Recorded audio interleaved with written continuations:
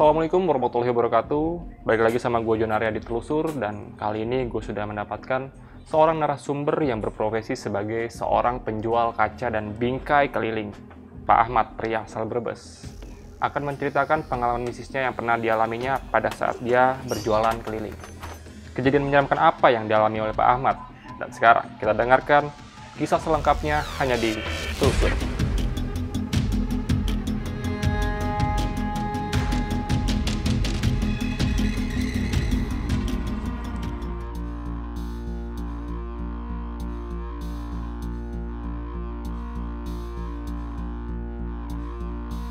Pak Ahmad, boleh diperkenalkan dirinya dulu, Pak? Nama saya Ahmad Uki Suparto. Saya lahir dari Desa Banjaran, Kecamatan Salem, Kabupaten Brebes, Jawa Tengah. Profesi saya saat ini jualan bingkai keliling. Pak Ahmad? Iya. Pak Ahmad, gimana nih awal ceritanya bisa sampai Pak Ahmad jualan bingkai keliling nih? Awalnya kita kan lulus sekolah gitu ya. Saya tuh terus terang nggak minat nyari kerja gitu kan Bang ya. Karena saya itu inginnya bebas gitu, jadi saya mendingan keliling walaupun pengalamannya kurang enak gitu kan, apalagi kalau lagi sepi gitu Bang. Kalau untuk bingkai dan bahan-bahan seperti kacanya nih Pak, itu ngambilnya dari mana Pak? Daerah mana? Awalnya kan dari kayu, dari Jepara, terus kita plistur sendiri ya, diolah sendiri, cat sendiri. Plistur namanya lah, bukan cat lah. Plistur kita ngaduk sendiri, terus iring berjalannya waktu keluar bingkai dari pabrik, jadi bentuknya batangan 3 meter. Jadi kita itu tidak usah melistur lagi. Jadi tinggal kasih ukuran pas, kita potong pas. Jadi pakainya mesin. Jadi langsung sikunya itu udah langsung jadi. Kita lebih cepat gitu. Jadi kita beralih ke bingkai. Bapak kelilingnya pakai gerobak atau pakai motor? Waktu di awal-awalnya itu, waktu di ukiran itu kan semuanya pada dipikul Bang. Kayak itu, dipikul keliling itu.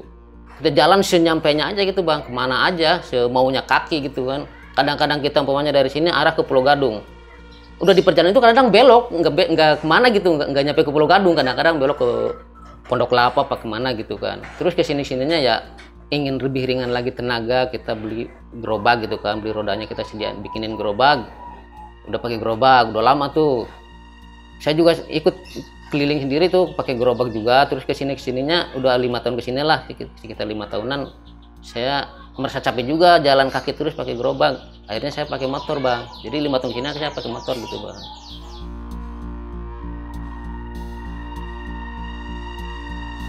Untuk tulisan kaligrafi sama gambar-gambar yang ada tempelan ini tuh bikin sendiri atau gimana Pak? Kalau kaligrafi kan ada pengrajinnya khusus Bang.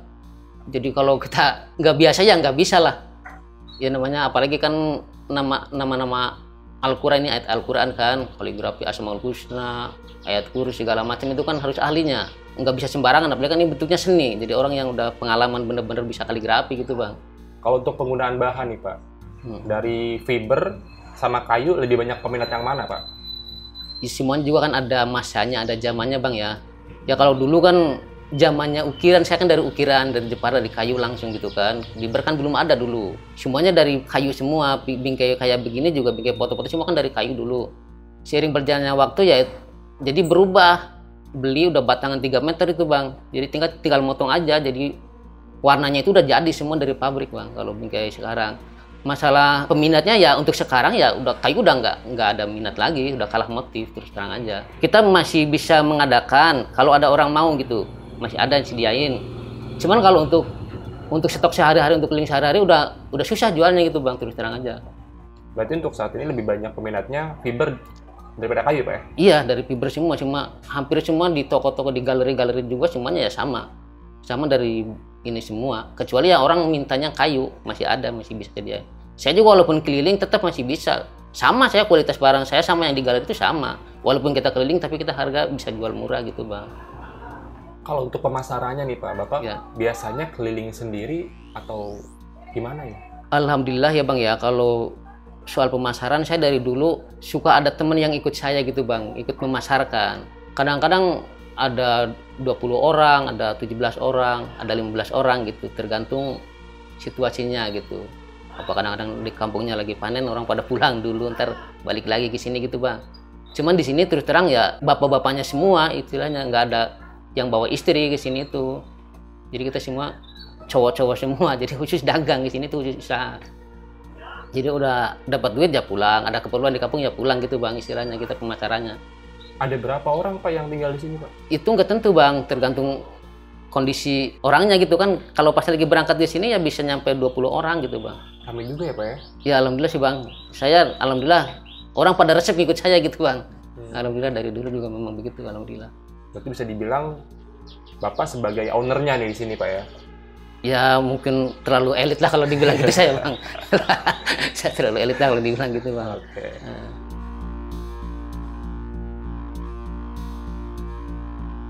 Pak Ahmad biasanya kalau berangkat keliling dari jam berapa sampai jam berapa? Kalau keluar ya sekitar jam 9, jam 10 bang itu saya keluar ya. Itu kalau pulangnya ya bisa nyampe malam juga sih, jam 8, jam 9, jam 10 gitu. Ya tergantung kondisi badan sama kondisi dagatnya saya gitu bang. Selama Bapak keliling ada pengalaman mistis nggak yang Bapak alamin? Oh pernah ada orang kan minta dibingkain fotonya, fotonya minta dibingkain gitu kan. Tapi setelah dibingkain, oh ternyata orang itu udah meninggal bang. Saya didatangin tuh di mimpi tuh.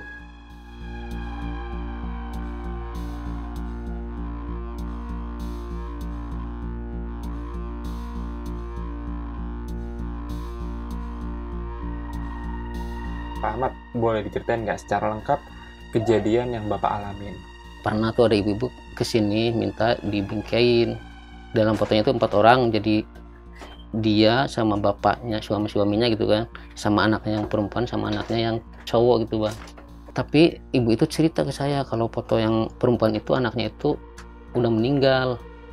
Nah sebelum meninggal itu ibunya itu bahwa anaknya itu udah divonis kanker itu bang, sama dokter itu udah divonis kanker. Jadi sebelum meninggal itu anaknya itu minta dibikinin foto bareng keluarga, katanya buat kenang-kenangan bang. Setelah ibu cerita sambil nangis bang ya, dia minta dibingkain fotonya itu, katanya mintanya bingkainya yang paling bagus. Kalau masalah harga dia nggak masalah, yang penting cocok. Jadi saya bikinin bingkainya itu bang, malam-malam gitu kan bang, sampai jadi gitu. Udah jadi saya gantung di sini bang. Udah saya kan udah malam itu udah tidur, saya ke atas, tidurnya saya kan di atas bang. Tapi dalam tidur itu waktu tidur saya kok denger ada suara perempuan sambil sedang nangis gitu bang, di bawah gitu bang. Jadi saya turun ke bawah tuh bang, saya penasaran kan, saya tengokin, saya liatin, kok ada cewek di pojok sono bang. Tapi cewek itu kok persis banget sama yang ada di foto itu bang, persis banget tuh wajahnya gitu, lihatnya dari belakang gitu bang, ada di pojok itu. Jadi saya kan rada takut gitu bang, saya merinding gitu bang ya. Akhirnya saya maju lagi ke kamar bang karena rasa takut kan. Tapi saya tetap penasaran juga bang, saya balik lagi, tapi kok malah jadi nggak ada itu orangnya gitu bang. Saya kan tambah takut, saya langsung balik lagi ke kamar, udah langsung tidur. Tapi nggak bisa tidur juga saya tuh, jadi keingetan terus bang tuh bang. Nah udah gitu kan, itu foto itu kan sama orang itu, ibunya itu nggak diambil tuh sampai 3 hari tuh. Tiap malam itu perempuan itu kok datang terus dalam mimpi saya gitu bang, nangis lagi setiap malam gitu, tiap malam itu kayak orang nangis gitu. Saya tengokin gitu lagi. Udah 3 hari itu baru diambil sama ibunya kan, udah langsung dibayar aja sama ibunya. Nanya berapa kan harganya, tadinya kan 300 bang, itu saya dikasihnya tuh sampai 500 bang, 500.000 tuh. Ibunya bagus banget sama saya gitu, mungkin karena cocok juga kan barangnya kan. Cuman sebelum dia pulang gitu saya titip pesan aja ke ibunya, kata saya, Bu tolong ini fotonya dijaga, dipasang yang baik gitu. Saya titip pesan gitu aja bang sama ibunya gitu, suruh dirawat gitulah, fotonya ini dirawat. Tapi saya nggak ceritain masalah saya didatangin sama anaknya itu bang.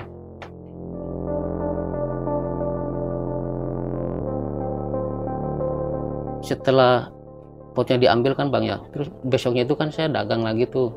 Pulang dagang kan saya biasa tidur lagi bang. Tapi dalam tidur itu saya mimpi lagi bang, didatangi lagi sama cewek, sama anaknya ibu itu kan, sama ceweknya itu yang udah meninggal itu bang. Itu datang lagi ke saya. Tapi dalam mimpi itu dia bilangnya terima kasih ke saya gitu bang, karena rasa terima kasih udah dibikinin foto keluarga sama bingkainya juga udah bagus gitu kan ya. Jadi seolah kayak nyata banget itu ceweknya itu ngomong ke saya gitu bang. Sampai saya paginya bangun, sampai malamnya itu bangun tidur, saya istighfar langsung bang, kaget saya. Jadi benar-benar kayak nyata itu mimpinya itu bang. Anaknya si ibu datang kemari yang Pak Ahmad lihat, seperti apa Pak? Oh kalau saya lihat itu ceweknya itu masih muda banget bang, umurnya ya kisaran 20 lebih lah, lebih dikit paling ya. Kalau saya lihat sih cewek itu cakep banget bang, cuman sayang itu, mohon maaf ya, karena dia punya penyakit kanker, jadi mohon maaf itu udah gundul. Itu kayaknya dari keluarga berada. Di samping itu kan dia, ibunya itu datang ke sini tuh bawa mobil juga gitu, terus beli bingkainya juga ke saya, berani harga tinggi, udah gitu ditambahin lagi, bukan udah di luar perhitungan saya lah, dia berani bayar sampai 500.000 kan. Itu pasti saya lihat itu dari keluarga berada lah, istilah menengah ke atas gitu bang. Setelah fotonya diambil sama keluarganya, Pak Ahmad masih sering mendengar suara atau kejadian-kejadian aneh nggak di lokasi rumah Pak Ahmad ini? Oh, setelah diambil itu kan saya cuman didatangin sekali tuh bang, malamnya itu kan yang anaknya ngucapin terima kasih itu. Udah setelah itu alhamdulillah saya nggak pernah didatangin lagi bang. Tapi kalau teman-teman saya sih katanya suka ada denger ada suara cewek nangis gitu bang, sekali-kali gitu kan. Itu juga nggak sering juga sih.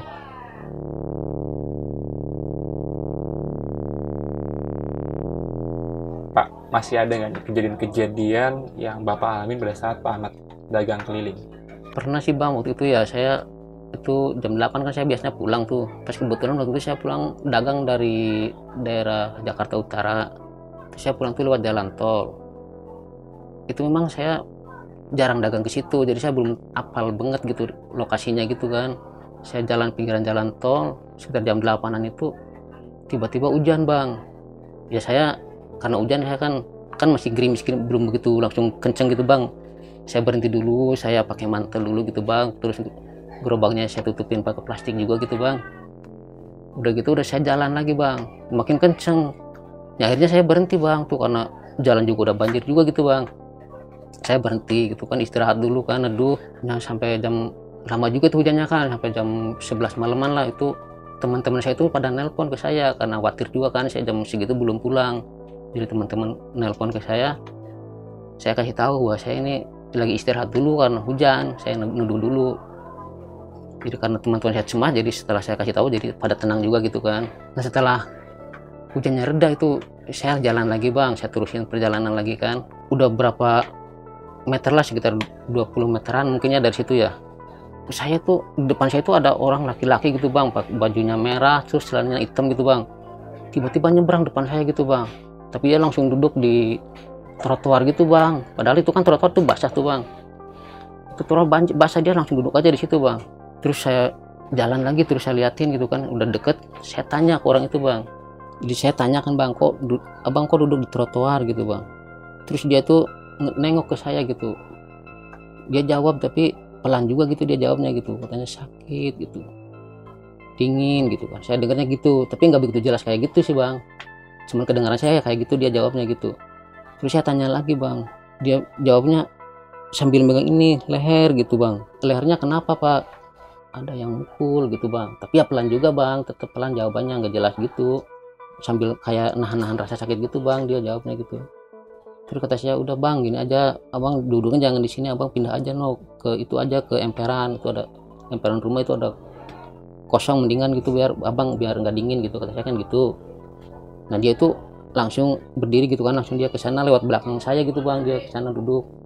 Nah setelah abangnya itu duduk di emperan, saya jalan lagi bang. Nah udah saya jalan lagi tuh, setelah saya jalan lagi kan saya sambil berpikir gitu bang ya dalam hati saya, kok itu orang mukanya serem banget ya gitu, udah gitu pucet lagi, terus bibirnya juga agak biru-biru gitu bang. Tetap berpikir gitu, saya pikir gitu itu orang gila gitu bang dalam pikiran saya itu bang. Nah tapi udah jauh gitu dari situ ya, kok di depan saya ada orang lagi duduk gitu, tapi saya lihat itu di bawah pohon bang itu bang. Tapi saya lihat itu kok orang itu persis banget sama orang yang tadi saya lewat itu bang, yang tadi di trotoar itu persis banget, dari bajunya juga baju merah, terus itunya celananya hitam juga gitu kan. Dia malah nengok ke saya, itu bener bang mukanya merah itu pas yang orang tadi itu. Jadi saya udah gitu, saya melirik sebentar gitu kan. Setelah lewat dia saya langsung kabur bang, lari saya itu dorong, nggak mikirin apa-apa, saya istighfar situ bang. Saya langsung dorong gerobak, nggak mikirin takut jatuh apa-apa gitu bang, karena saya juga udah takut banget itu bang. Saya sepanjang jalan itu istighfar aja gitu ya bang, saya dorong. Ya singkat cerita itu saya sampai ke rumah gitu kan, nggak berasa itu capek itu. Udah capek ke rumah, saya taruh gerobak, saya langsung tiduran aja bang, datang-datang gitu bang, saya langsung tiduran di balai-balai gitu bang. Saya langsung ngejengkang aja udah sambil gemeteran gitu bang, saya istighfar. Akhirnya kan teman-teman saya itu pada datang bang, nanyain ke saya itu ada apa, kan pada kaget gitu, saya datang kok langsung begitu gitu. Tapi saya belum bisa jawab bang itu bang, karena saya masih gemeteran gitu bang, hati saya bang kan ya, masih takut juga, gemeter juga gitu kan, capek juga saya kan, udah di rumah udah berasa gitu capek kan. Nah akhirnya saya pernah dikasih air putih tuh bang, minum, suruh tenang gitu. Saya sambil istighfar lagi gitu, saya minum lagi gitu kan. Udah lama-lama udah tenang, saya baru bisa cerita bang. Saya ceritain itu, saya ketemu orang di jalan begini gitu, bla bla bla bla, saya ceritain tadi itu kan. Nah udah gitu teman saya kan dagang ke daerah situ, terus dia ada yang cerita bahwa di situ katanya ada korban begal gitu bang, menemukan mayat tapi tanpa identitas bang. Mungkin identitasnya itu diambil sama begalnya itu bang, barang-barang itu diambil mungkin sama begalnya itu, jadi itu mayat tanpa identitas bang. Mayatnya itu di lehernya itu ada bekas luka bacokan bang di sininya bang. Jadi ya kayak gitu bang ceritanya bang.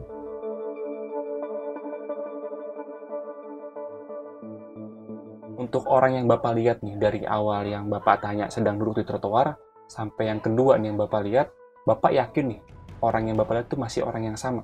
Kalau yang itu ya saya yakin karena mirip banget, makanya ada baju juga sama gitu bang. Jaraknya kira-kira dari Bapak ngeliat pertama sampai yang kedua itu Bapak lihat, jauhnya kira-kira berapa meter atau berapa kilometer? Nggak jauh juga sih bang, paling sekitar 200 meteran lah. Saya itu kan setelah dari ketemu orang itu kan, saya jalan cuma paling 200 meteran gitu. Mukanya itu banyak darah nih gitu bang, makanya saya yakin banget itu orang itu. Pak Ahmad, kalau Ya. untuk kondisi jalannya nih, di lokasi itu memang sering terjadi begal atau gimana nih? Kalau saya lihat sih ya memang itu jalannya kan sepi bang ya. Ya kemungkinan sih memang rawan juga gitu bang. Tapi saya memang terus terang belum begitu paham daerah situ kan, karena saya juga jarang ke daerah situ. Jadi kata orang ya termasuk banyak kejadian juga gitu, sering gitu. Kalau untuk yang saya tanya lagi nih mengenai omongan si pria yang Bapak temui nih, karena dia sempat bilang megang leher sambil nahan sakit ya Pak. Iya. Terus korbannya ini yang tadi Bapak sebutin juga ada luka bacokan di sini. Iya. Wah, jangan-jangan nih orang yang Bapak temuin memang bener korban begal itu Pak ya? Ya kalau cerita dari orangnya kemungkinan bener itu bang, kemungkinan besar itulah, soalnya ciri-cirinya itu mirip banget gitu bang. Oke. Terus saya dengar lagi dari mulut ke mulut gitu bayang, terus nyampe juga ke telinga saya kan, pernah ada gitu pemulung gitu kan, dia bawa kantong gitu kan di belakang, dia mengut-ngutin itu bekas apa namanya, botol-botol bekas itu, dia lewat situ, katanya itu dia tuh disiram air gitu kan, ada yang nyiram air ke dia, tapi di bajunya itu banyak bercak-bercak darah gitu bang. Nah pas katanya dia nengok itu, katanya di bawah pohon itu ada orang juga sambil nunduk gitu bang. Ya orang itu juga ketakutan juga sampai lari-lari juga gitu, karena merasa takut karena di bajunya itu disiram air tapi kok banyak darah gitu, jadi dia langsung kabur juga sama gitu. Itu dari omong dari orang ke orang gitu bang, tapi sampai juga ke telinga saya gitu bang, itu bang. Di lokasi yang sama? Iya menurut ceritanya sih hampir mirip dengan lokasi yang saya itu bang, kayak daerah-daerah situ dari ceritanya itu, lokasi daerah situ juga. Oh berarti kejadian ini juga dialami sama orang yang ya Pak ya? Yang dimana pemulung yang ngalamin Pak ya? Ya itu saya dengar dari mulut ke mulut gitu, saya ada dengar cerita gitu juga sampai ke telinga saya gitu, dengar itu. Oh berarti bisa dibilang lokasi itu setelah adanya kejadian begal menjadi angker Pak ya? Ya memang kata orang sih daerah itu tuh katanya banyak sering banget gitu penampakan orang itu gitu. Orang yang sama pakai baju merah Ya itu? dari ceritanya ya sama mirip-mirip gitu. Oke.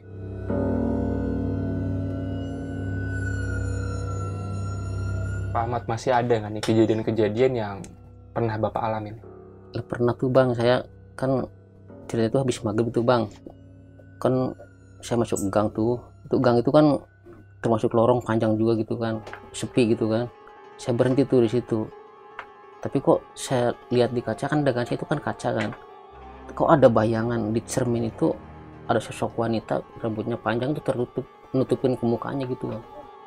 Saya lihat ke belakang kok nggak ada gitu, nggak ada orang, nggak ada cewek gitu, padahal banyak itu ada cewek gitu, bayangan cewek.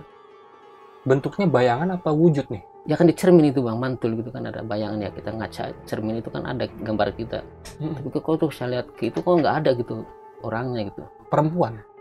Ya rambutnya panjang sih bang, ya perempuan kemungkinannya gitu. Kalau sosok yang Bapak lihat di kaca itu perwujudannya rambut panjang, pakai bajunya warna apa nih? Bajunya sih warnanya hitam bang itu bang. Tapi mukanya nggak kelihatan jelas ya? Nggak kelihatan kan, tertutup itu rambut gitu, tutupan rambut bayangannya tuh.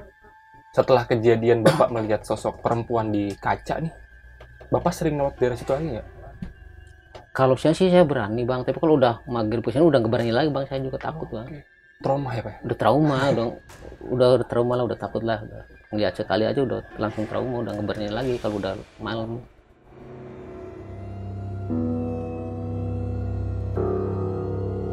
Pak Ahmad, terima kasih banyak nih Pak Ahmad.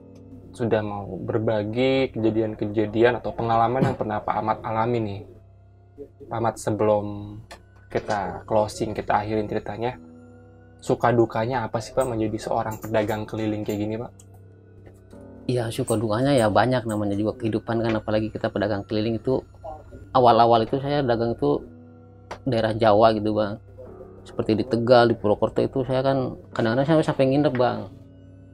Nginep itu asal di mana aja kemalamannya gitu bang.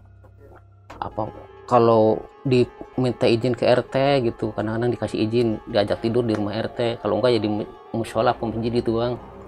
Kalau kira-kira banyak dikunci, kadang-kadang masjid pada dikunci kalau malam tuh bang, ya kita kepaksa di emperan toko juga gitu bang. Ya itu sedihnya, kadang-kadang kita dagangnya nggak laku kan, karena nginep itu karena nggak laku, kurang, masih banyak dagangan gitu kan. Kadang-kadang tuh gerimis atau hujan gitu, itu yang bikin sedih kita, kadang-kadang sampai nangis gitu bang, nggak berasa gitu air mata kita keluar gitu bang.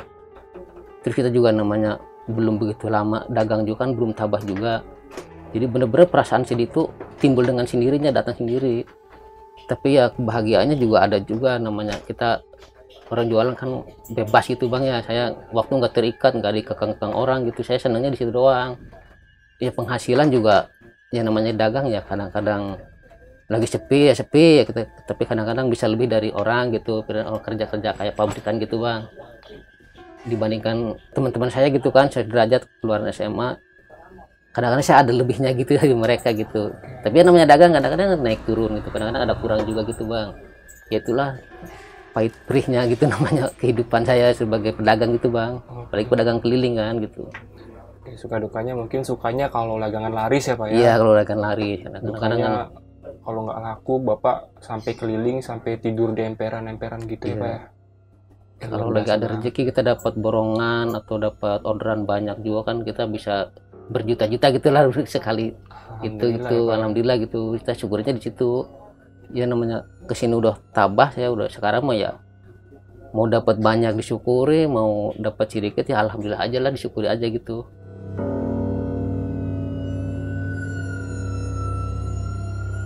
Ada pesan-pesan yang mau disampaikan nggak nih buat keluarga Bapak di kampung?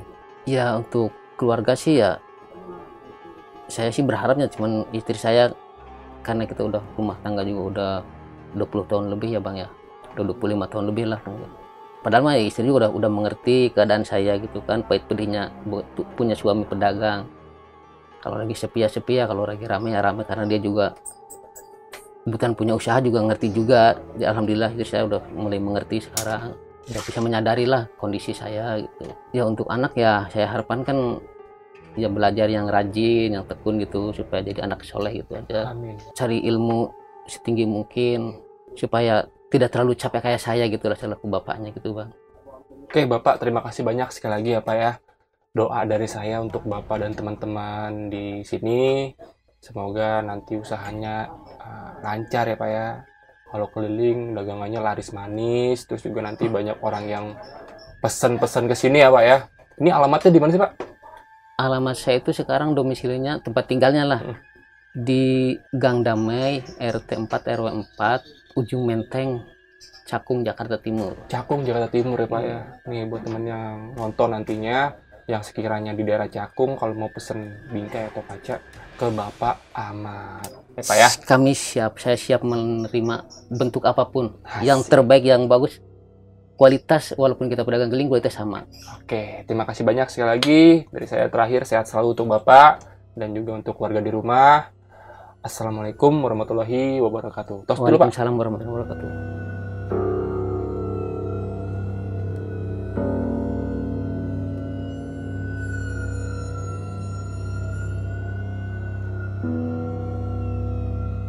Terima kasih banyak buat kalian yang udah nonton video ini dari awal sampai akhir.